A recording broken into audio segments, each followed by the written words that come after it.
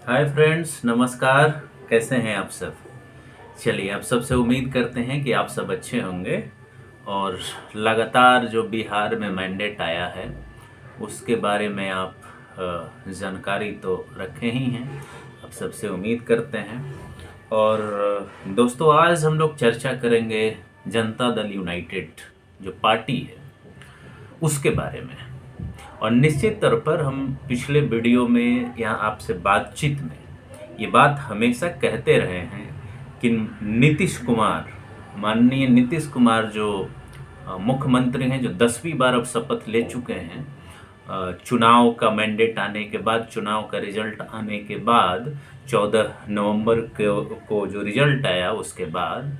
और ये इसलिए हम कह रहे हैं कि हम बार बार कह रहे थे कि बिहार की राजनीति की धुरी नीतीश कुमार हैं और उनको इग्नोर करके बिहार के राजनीति के बारे में आप चर्चा नहीं कर सकते। ये बड़ा इम्पोर्टेंट पॉइंट है। उसको सब लोग राइट ऑफ करने के चक्कर में थे। मतलब उनको उनको कहीं आप ऐसे कहें कि कोई कंसिडर ही नहीं करना चाहता था कि उनका एज हो गया है, वो मेंटली फिट नहीं है, उनके बाद क्या होगा, ऐसे क्या होगा, वैसे 50 तरह की जो कंस्पिरेसी थ्योरीज थी वो कही जा रही थी।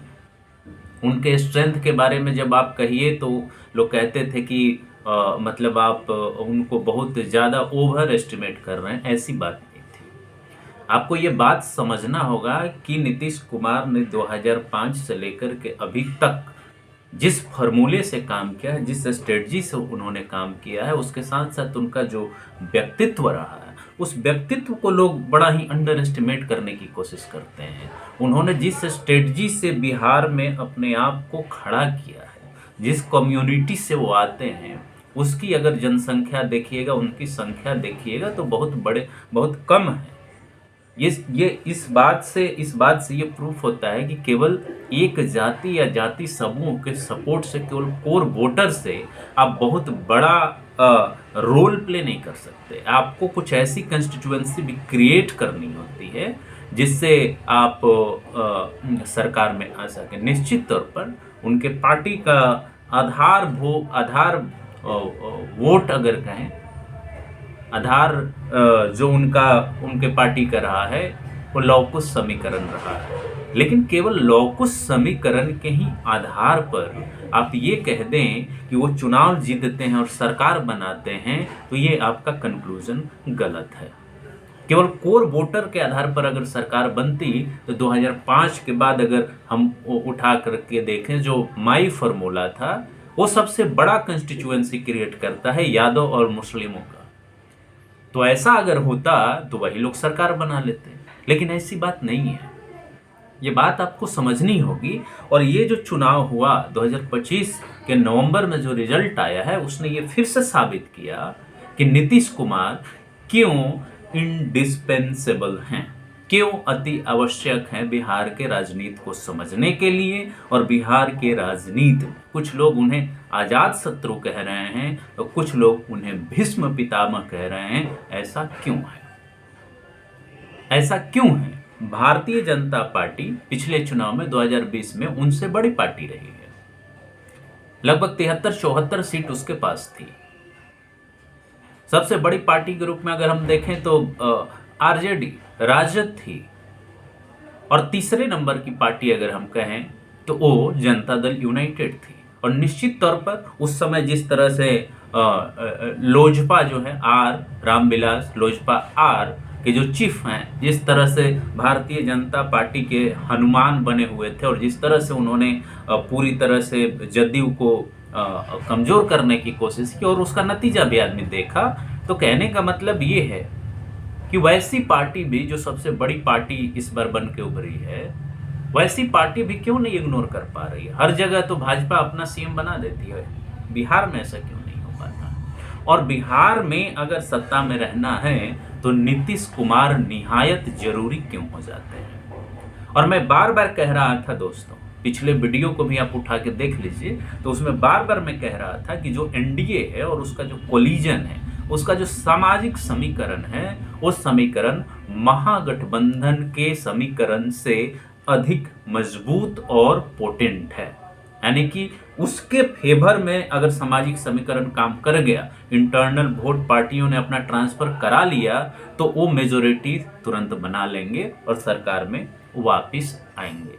इस गठबंधन में, एनडीए गठबंधन में 5 पार्टियां थी और 5 पार्टियों में अगर हम कहें तो 2 पार्टियां एनडीए गठबंधन में, भारतीय जनता पार्टी और जनता दल यूनाइटेड, जिसके अध्यक्ष नीतीश कुमार हैं, उन लोगों ने 101 सीट पर लड़ाई लड़ी और ये सोशल कोलिजन का कमाल था। निश्चित तौर पर आप कह सकते हैं टिकट बंटवारा का जब आप सवाल उठाएंगे तो उसमें भारतीय जनता पार्टी ने सबसे अधिक अपर कास्ट को, सवर्णों को टिकट दिया था। निश्चित तौर पर उस कोर कंस्टिट्यूएंसी को उसने टिकट दिया था और उसका वोट भी ट्रांसफर हुआ। लेकिन हम आज भाजपा की बात नहीं करने जा रहे हैं, हम आज जनता दल यूनाइटेड की बात कर रहे हैं। और जनता दल यूनाइटेड की जब हम बात कर रहे हैं तो उस कोलिजन को भी आप ध्यान में रखिए जिसको नीतीश कुमार ने क्रिएट किया है। दलितों में महादलित क्रिएट उन्होंने किया है, ओबीसी में ईबीसी क्रिएट किया है, और महिलाओं का एक जो कंस्टिट्यूएंसी है, लाभार्थियों का एक कंस्टिट्यूएंसी है, उसको उन्होंने क्रिएट किया है। एक बात यह भी साबित हुआ कि इतना जो वोटिंग का परसेंटेज बढ़ा, महिलाओं का जो वोटिंग का परसेंटेज बढ़ा, यह भी ऑब्जर्व करने वाली बात है कि बिहार में वोटर्स की संख्या में महिलाओं की संख्या सबसे अधिक है और उन्होंने खुल करके नीतीश कुमार को सपोर्ट किया। अब लाख क्रिटिसिज्म करिए जो 10,000 उनके अकाउंट में दिया गया, लगभग 1.5 करोड़ महिलाओं को 10,000 रुपए जो दिए गए एक मुश्त, उसका आप आलोचना कर सकते हैं, इलेक्शन कमीशन को आप घेरे में ले सकते हैं। लेकिन ये उस एनालिसिस को नहीं दिखा पाएगा, उस विश्लेषण को नहीं दिखा पाएगा कि क्यों 2005 से लेकर अभी तक नीतीश कुमार इतने रिलेवेंट हैं। और चलिए इसके लिए हम स्टार्ट करते हैं जो टिकट डिस्ट्रीब्यूशन हुआ, जो जनता दल यू और एनडीए का जो टिकट डिस्ट्रीब्यूशन है, खास करके हम लोग जनता दल यू पर फोकस करेंगे। और बजाबते 16/10/2025 को मैं आपको कहूँगा कि ये जा करके आप वेबसाइट पर, चाहे विकिपीडिया, ये इंटरनेट पर इस लिस्ट को आप ध्यान से देखिएगा, ठीक है। ये लिस्ट अवेलेबल है, ओपनली अवेलेबल है, और जनता दल यू ने ये जारी किया था, दिनांक है 16/10/2025 को, जिसमें जदयू ने जो उसके प्रत्याशी हैं उन प्रत्याशियों का सामाजिक वर्गीकरण किया। अब जानते हैं कि नीतीश कुमार की सरकार ने जातीय गणना करवाया और जातीय गणना के बाद वो रिफ्लेक्शन इसमें साफ साफ दिख रहा है। निश्चित तौर पर आप सवाल उठा सकते हैं, लीडरशिप का सवाल उठा सकते हैं, संगठन का सवाल उठा सकते हैं, लेकिन ये भी बड़ा इंपॉर्टेंट है कि इन्होंने ये लिस्ट जारी किया और लिस्ट जारी कर करके उन्होंने बताया कि किस जाति को कितनी सीट हमने दिया है। और देखिए पहले नंबर पर धानुक है, 8 सीट जदयू ने उनको दिया, मल्लाह 3 सीट दिया, गंगोता 2 सीट उन्होंने दिया, कामत 2 सीट दिया, चंद्रवंशी 2 सीट दिया, तेली 2 सीट, कलवार 2, हलवाई 1, कानू 1, अग्रहरी 1, सूढ़ी 1, गोस्वामी। इस तरह से आप पूरे जातियों का जो पूरा वर्णन है, 101 सीट में किस जाति को कितना मिला, उन सबका विवरण इस सूची में है जो जनता दल यूनाइटेड ने जारी किया था। और वो मोटा मोटी जो कुल बताया गया है, वर्ग, पिछड़ा, अति पिछड़ा, इस तरह से, जैसे वर्ग में देखिए तो पिछड़े को 37 टिकट उन्होंने दिया है, अति पिछड़े को 22 सीट। तो अगर हम पिछड़े की बात कर ले तो 37 और प्लस 22 आप निकाल लीजिए, 7 2 9 3 2 5, 59 सीट, लगभग 59 सीट्स पिछड़े को दिया गया। निश्चित तौर पर पिछड़ा में वर्गीकरण किया गया जिसमें पिछड़ा और अति पिछड़ा। तो पिछड़ा अगर हम देखें, एक कंस्टिट्यूएंसी को आप उठा कर देख लीजिए 101 सीट में, तो सबसे अधिक सीट पिछड़ा वर्ग को दिया गया। पिछड़ा मतलब इसमें अति पिछड़ा शामिल नहीं है, और अति पिछड़ा को अगर आप ले लेंगे एक साथ पिछड़ा में, अगर उसको क्लब कर देंगे तो लगभग 59, और 59 ही, लगभग नहीं, 59 सीट, 101 में से 59 सीट जो है जदयू ने किसको दिया, पिछड़ा या अति पिछड़ा को, मतलब मोर देन 60%, 65%, या ऐसे भी कह सकते हैं कि लगभग 70% जो है टिकट जदयू ने पिछड़ा अति पिछड़ा को दिया है। सामान्य को कितना दिया है? सामान्य को जितना अति पिछड़ा का था उतना ही सीट सामान्य को दिया गया है। 22 सीट सामान्य वर्ग को, उसमें 22 सीट में आप कह सकते हैं कि राजपूत, भूमिहार, ब्राह्मण, कायस्थ सब आते हैं। और उसका भी हम सेग्रीगेशन, आपको क्लासिफिकेशन बता दें कि उस 22 सीट में दोस्तों राजपूत को सबसे अधिक सीट 10 सीट दिया गया है, ठीक है। भूमिहार को 9 सीट दिया गया, ब्राह्मण को 2 सीट दिया गया, कायस्थ को 1 सीट दिया गया। ये भी ध्यान रखने वाली बात है। दूसरी बात, पिछड़े वर्गों में भी आप देखिए कि किसको सबसे अधिक टिकट दिया गया, ये भी काबिले तारीफ है। और ये ध्यान देना है कि वो अपने कोर वोटर को, कोर ग्रुप को, जिससे ये पार्टी चलती है या कहा जाता है कि जनाधार इसका वही है, उसको आप उठा के देखिए, जो बहुत ही इंपॉर्टेंट है। कुर्मी को 12 सीट दिया गया, जिस जाति से माननीय मुख्यमंत्री नीतीश कुमार आते हैं। और उससे भी अधिक, या कहें कि इस पूरे लिस्ट में अगर उठा दे के देखिए जाति के आधार पर अगर टिकट डिस्ट्रीब्यूशन, तो सबसे अधिक वोट टिकट कुशवाहा जाति को दिया गया है, जो कि 13 है। किसी भी पार्टी के द्वारा दिए गए सीट में हमें लगता है ये सबसे अधिक सीट कुशवाहा को दिया गया है, और उसके बाद इसमें कुर्मी को दिया गया। ये एक जाति की अगर बात करें, ठीक है। और उसके बाद राजपूत आता है इस जाति के आधार पर, उसके बाद राजपूत आता है, उसके बाद भूमिहार आता है, उसके बाद पिछड़े जातियों में धानुक आता है। अब इस बात को समझने की जरूरत है। और इन सब में अगर ओवरऑल वर्ग की बात करें तो 13 महिलाएं हैं और अनुसूचित जाति में 15 हैं, ठीक है। तो इस तरह से आप देखिए कि सीटों का जो डिस्ट्रीब्यूशन है जनता दल यूनाइटेड ने जो किया है, उसने अपने कोर ग्रुप को भी एड्रेस करने की कोशिश की है, इसके साथ साथ अपर कास्ट को भी एड्रेस करने की कोशिश की है। और हमें लगता है कि अगर ये लिस्ट देखें तो सबसे इंक्लूसिव अगर लिस्ट हम देखें जो जातीय गणना हुआ था उस आधार पर, तो जनता दल यूनाइटेड का दिखता है। और ये सीट में भी तब्दील हुआ।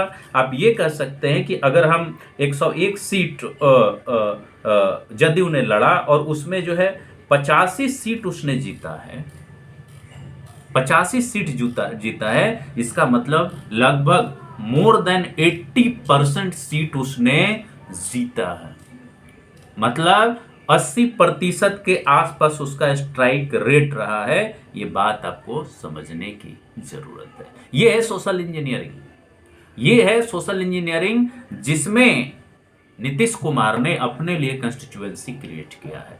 क्लास कास्ट के इतर उन्होंने एक अपना कंस्टिट्यूएंसी क्रिएट किया है, जो महिलाएं हैं, जो ईबीसी हैं, कोर वोटर ग्रुप के अलावे उन्होंने अपना कंस्टिट्यूएंसी क्रिएट किया। जब आप परसेंटेज की बात देखते हैं, जब परसेंटेज की भी बात देखते हैं, वोटिंग पैटर्न की बात करते हैं, तो उसमें भी आप देखेंगे कि जो कहा जाता है कि कोर वोटर आरजेडी का रहा है, मुस्लिम्स या यादव, उन्होंने भी वोट किया है नीतीश कुमार को। और ये कैसे पता चलता है? वो इस डेटा से पता चलता है जो हिंदू में आया था। प्रोफेसर जो एक प्रोफेसर हैं, उनका नाम मैं भूल रहा हूँ, उन्होंने ये डेटा हिंदू में वो किया था, और इसीलिए मैं क्रेडिट भी दे रहा हूँ कि ये हिंदू में पब्लिश हुआ है। तो देखिए इसमें वोटिंग पैटर्न बताया हुआ है, और वोटिंग पैटर्न के आधार पर आप देखेंगे तो ये पता चलता है कि ये वोट ट्रांसफर हुआ है एनडीए को, जिसके एक बहुत बड़े इंपॉर्टेंट कंस्टिट्यूएंट पार्ट हैं नीतीश कुमार या उनकी जद्दी। जैसे आप देखिए कि 2020 में अगर महागठबंधन को देखें तो यादव का 84% वोट किया था, ठीक है।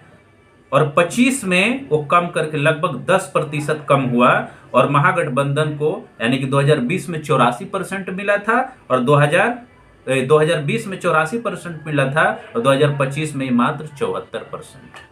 ये ध्यान दीजिए। और एनडीए को कितना मिला? ये जो कम हुआ है वो एनडीए को 2025 में मिला, मतलब 74% जो है महागठबंधन को मिला यादव का वोट, और 19% वोट मिला है एनडीए को, और उसमें नीतीश कुमार खास हैं। वोट ट्रांसफर कराने में।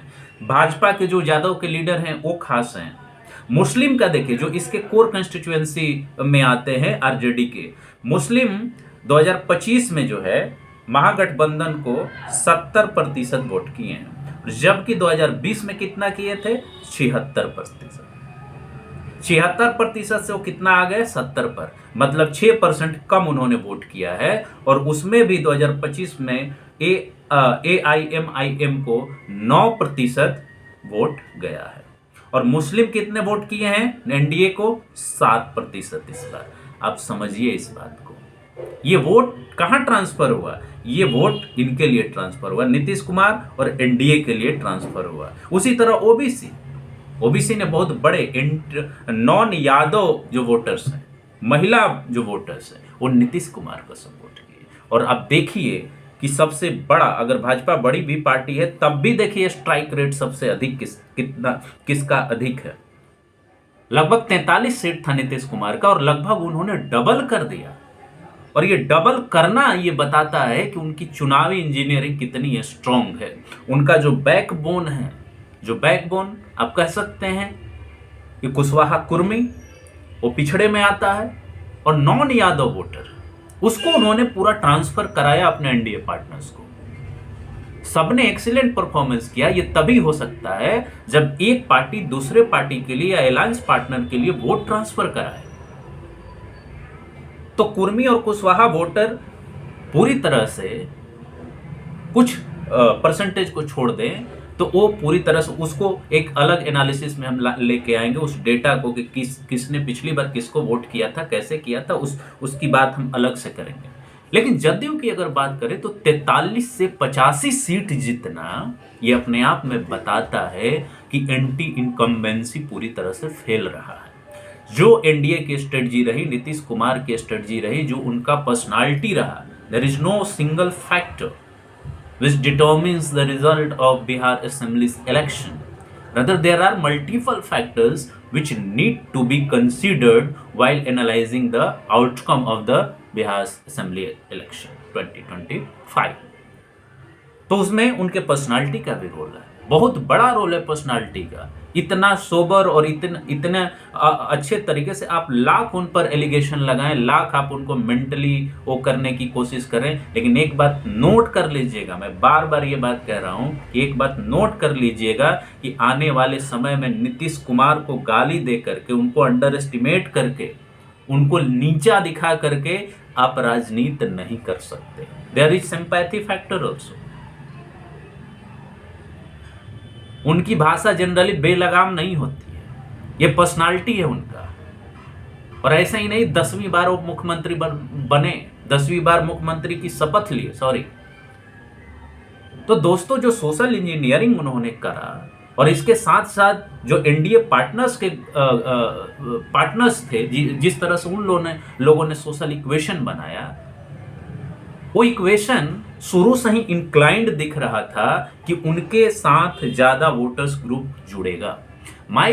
अपार्ट फ्रॉम माई फॉर्मूला, जिसमें मुस्लिम और यादव शामिल हैं, एक परसेप्शन जरूर है कि नॉन यादव वोटर को कैसे हमें अपने तरफ लाना है। एंड जो पॉलिसी है नीतीश कुमार का, ये इस पर आधारित है। इस बात को समझना होगा कि कैसे वो कोर कंस्टिट्यूएंसी क्रिएट करते हैं अपने लिए।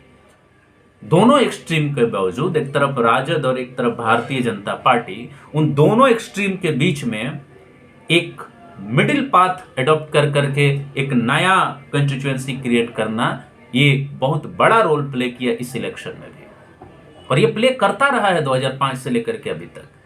उसको आपको नहीं भूलना चाहिए।